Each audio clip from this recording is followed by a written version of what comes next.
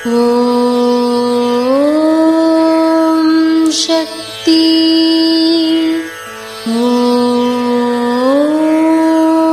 சக்தி. ஓம் சக்தி. மனிதர்கள் எல்லோருக்கும் கண் திருஷ்டி உண்டு, பொறாமை உண்டு. உலக நடைமுறையில் இவற்றை அனுபவித்துதான் ஆக வேண்டும். வழியில் பாம்பு வருகிறது என்றால் அதன் மேல் கால் வைக்கக்கூடாது. அதை பார்த்து ஒதுங்கிதான் செல்ல வேண்டும். அதுபோல பொறாமை, பகைமை கண்ட இடங்களில் எச்சரிக்கையாக நடந்து கொள்ள வேண்டும். இது அன்னையின் அருள்வாக்கு.